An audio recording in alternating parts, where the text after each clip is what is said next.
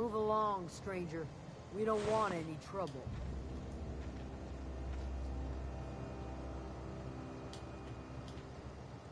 I don't know you. Whatever you're looking... Armed strangers wandering into my camp for one. Some of my camp wandering out for an... Got anything in you? No, I'm sorry. That was unworthy of me. Lady named Zoe went missing some nights ago. Just up and vanished without a trace. Now I'm pacing around. It's not like Zoe to go wandering. Figured she might be out scavenging, but that ain't exactly her talent. Can't imagine where she's gone. Vale's a wide place. She could be appreciated, honest. I'll tell you what I can. What is it? Over in the hothouse, tending crop.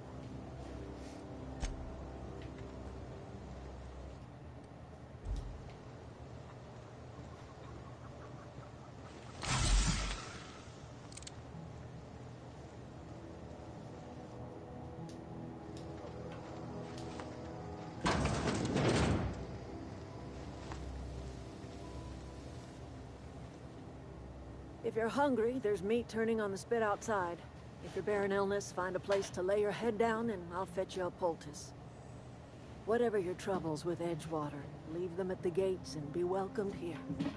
I have been called that, among other things. Green Thumb, grandmother, the strange old lady who keeps flowers.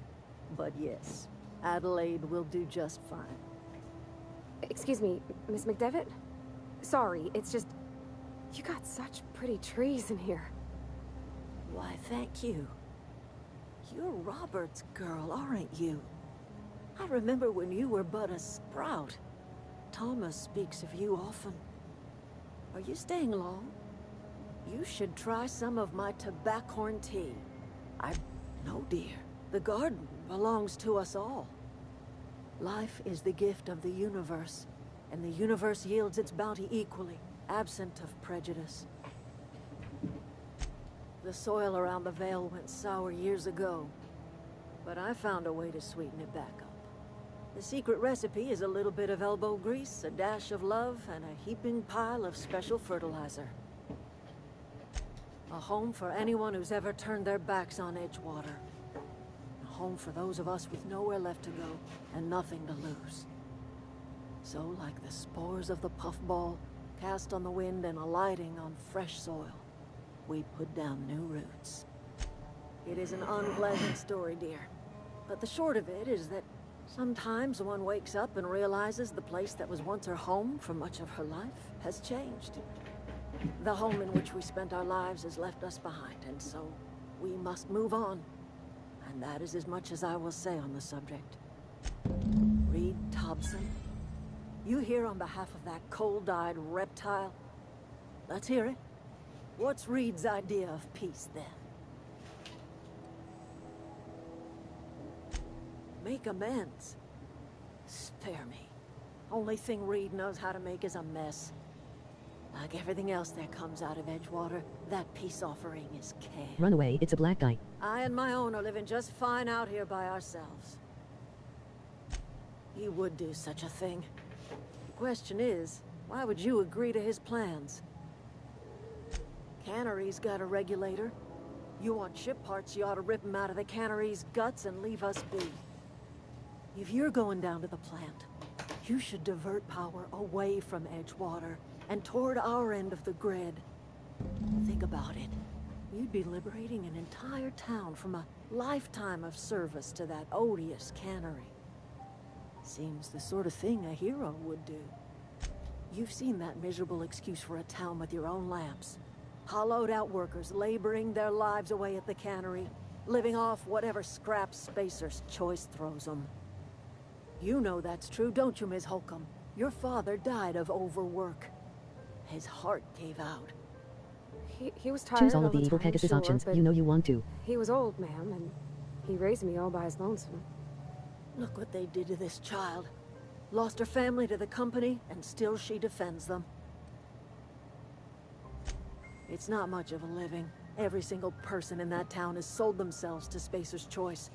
The company owns them. Body, blood, and bones. You've been there. You've seen it. All anyone ever does is toil over a cannery. They give their lives for some heartless corporation, and then they're tossed into a Spacer's Choice brand cemetery. Life in Edgewater grinds to a halt. The cannery shuts down, workers desert in droves, and our own little camp grows and thrives. I trust you will listen to your conscience.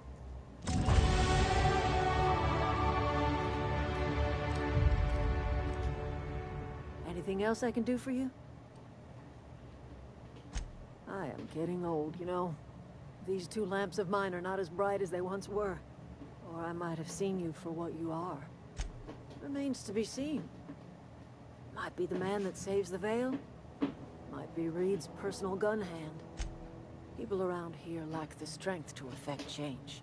Or they have the strength, but not the will. You seem to have both.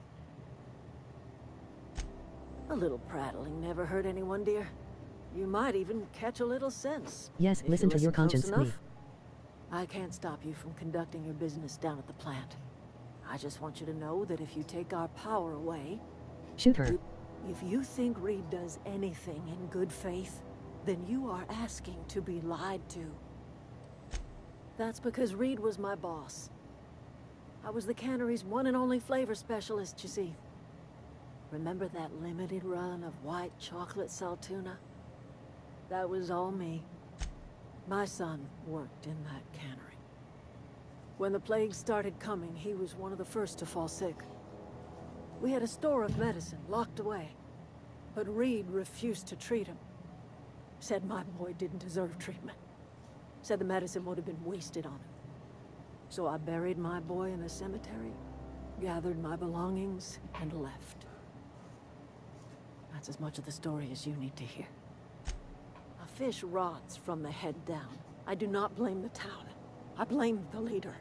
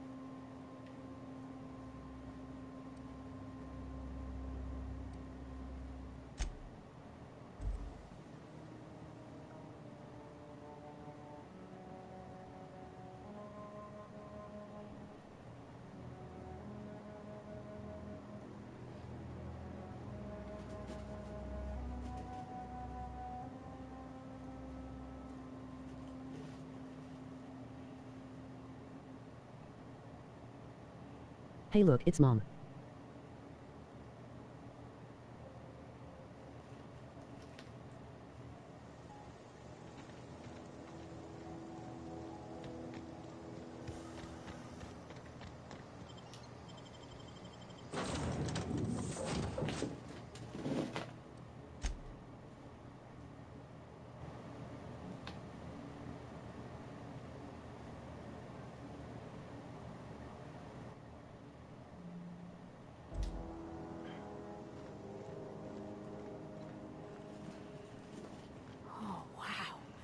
If I'd been able to get out here, I so would have stripped this for parts.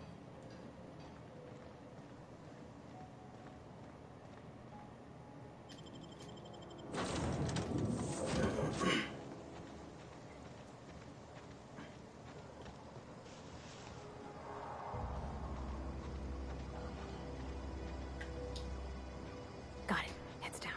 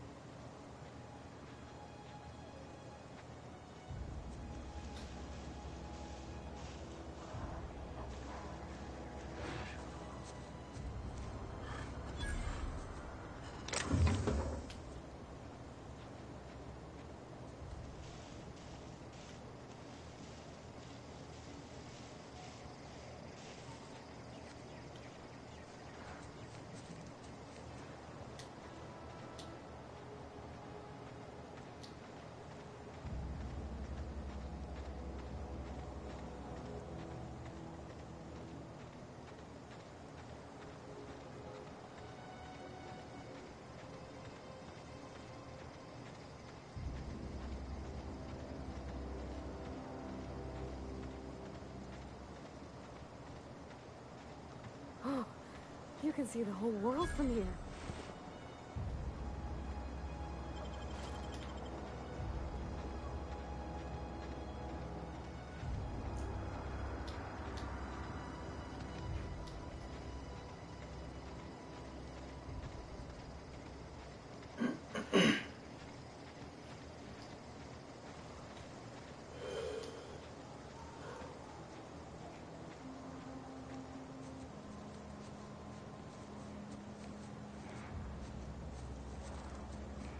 Game looks really good. I want it now, even without romance subplots. Question, how evil can you be in this game? I believe the answer to your question is very evil. So far I wouldn't know, trying to play a balanced route and stay alive with Supernova. Supernova by itself is evil enough.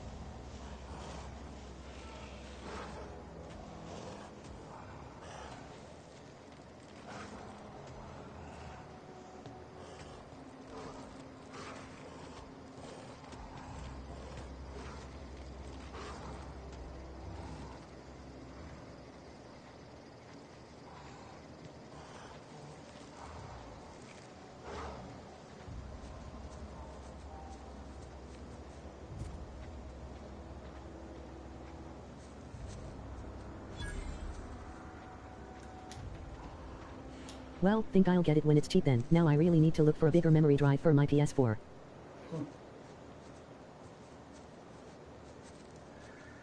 I always wanted to poke around in here.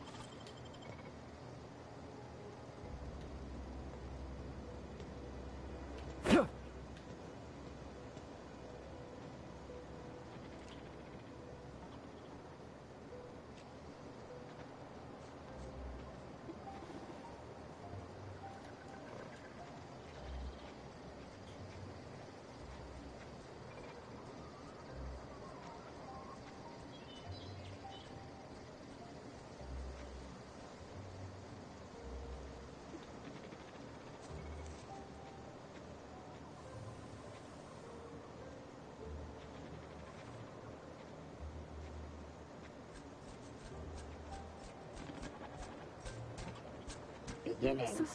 Here they come!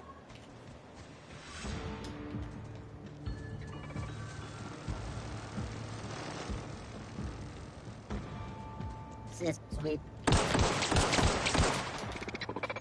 We're not getting through!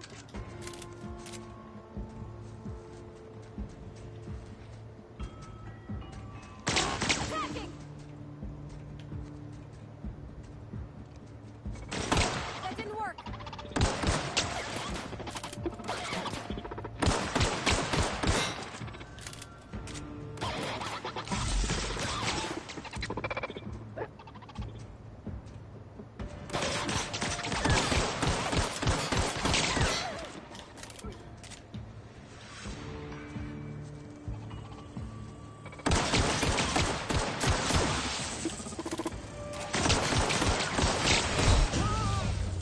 Performing clearing queued security actions.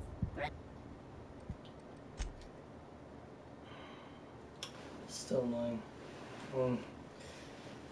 I was trying to see if the broadcast is working. And now that it is, I can play something else.